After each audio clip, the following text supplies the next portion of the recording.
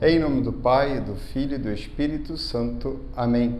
Queridos irmãos e irmãs, hoje, dia 29 de setembro, nós comemoramos a festa dos grandes arcanjos, Miguel, Gabriel e Rafael.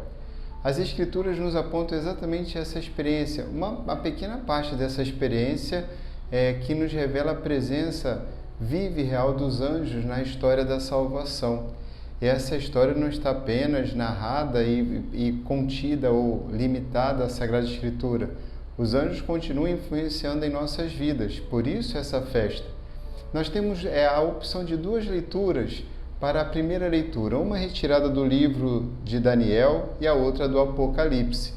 No livro de Daniel nós temos a seguinte expressão: serviam-no milhares de milhares e milhões de milhões, assistiam-no no trono. É assim que Daniel vai descrever a imagem que ele tem do ancião e toda a realidade do céu e esta presença dos anjos próximos de Deus. Já a outra opção que se encontra no Apocalipse, nós temos uma narração muito interessante a respeito da grande luta que houve contra os anjos, entre os anjos, melhor dizendo, e dentre eles a figura do príncipe da milícia celeste, São Miguel. Nós encontramos no capítulo 12 do Apocalipse. Houve uma grande batalha no céu.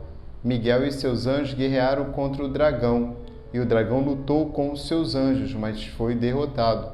Então nós temos a dimensão dos anjos que servem a Deus e dos anjos que lutam contra os propósitos de Deus. Fica aqui bem claro que eles não lutam diretamente contra Deus. A criatura, neste caso, se volta contra outra criatura, anjos contra anjos. E assim nós encontramos uma descrição melhor desse dragão. O grande dragão, antiga serpente, é chamado Diabo e Satanás, o sedutor do mundo inteiro. Ao ouvirmos falar sobre sedutor, não há como não recordar, nas primeiras páginas da Santa Escritura, a história de Adão e Eva, e a sedução de Eva e de Adão, e assim a expulsão do paraíso. Então ele é expulso para a terra. Assim continua então São João descrevendo no Apocalipse: foi expulso o acusador dos nossos irmãos, aquele que acusava dia e noite diante do nosso Deus. O demônio não é apenas aquele que nos induz ao pecado, mas também nos acusa. O delator que nos acusava continuamente. Nós estamos acompanhando agora, na primeira leitura, ao longo desta semana, a história de Jó. Aí temos no começo exatamente esta situação do demônio tomado de inveja. E não é nada mais e menos exatamente o motivo pelo qual o anjo Lúcifer realmente decaiu, ou seja, desfigurou o propósito de Deus para a sua vida, invejando os homens. Essa é uma das explicações pelas quais surgiu esta grande briga, esta grande revolta no céu a partir dos anjos, esta grande revolta por inveja dos homens.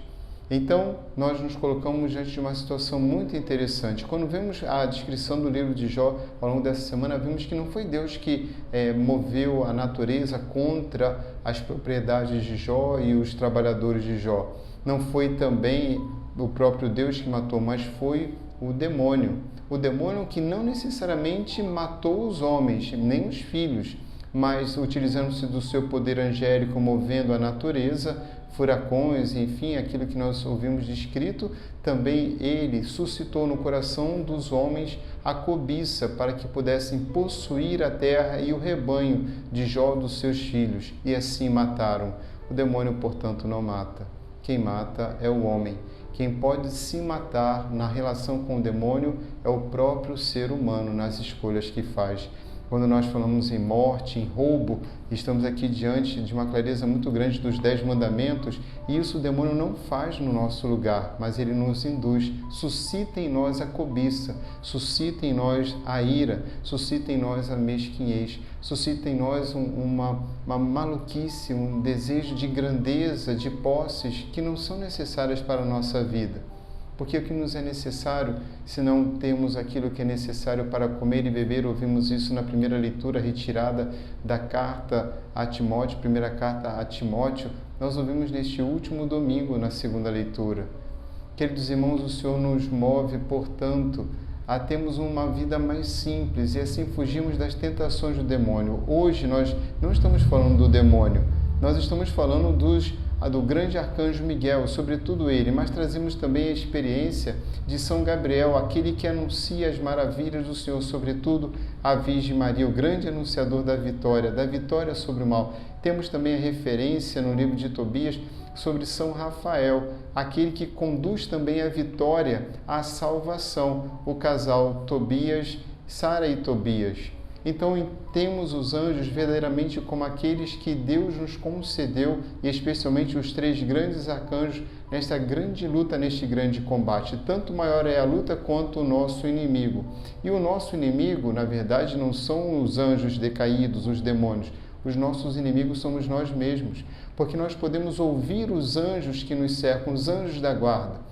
Podemos seguir o testemunho dos 3 grandes arcanjos, Miguel, Rafael, Gabriel, e ver o quanto eles servem a Deus, mas nós podemos escolher servir a nós mesmos em nosso egoísmo. Portanto, que o exemplo dos anjos nos ensine verdadeiramente a servir o Senhor dos Senhores, ao Deus dos Deuses, como eu vi a primeira opção da primeira leitura e no livro de Daniel. Servir ao Senhor de todo o coração. Em tantas passagens nós temos a presença dos anjos. Nós temos então Jacó vendo a escada no qual subiu e desciam anjos, nesse intercâmbio de graça entre o céu e a terra. Nós temos a realidade dos anjos que se manifestam como aquele que caminhou, retirou Pedro de dentro da prisão e o conduziu novamente à comunidade com vida. Nós temos essas graças maravilhosas que Deus nos concedeu e, de modo especial, aos 3 grandes arcanjos, toda a nossa alegria. Devemos ainda concluir a leitura, o comentário de uma coisa muito importante, porque nós temos ao longo da história, na antiguidade, no menos nos dias atuais, uma certa inclinação para uma adoração aos anjos. E isto não é adequado. Sim, não é de forma alguma adequado. E a passagem do Apocalipse nos livra desta tentação, porque vai dizer assim, em Apocalipse 12, no versículo 11.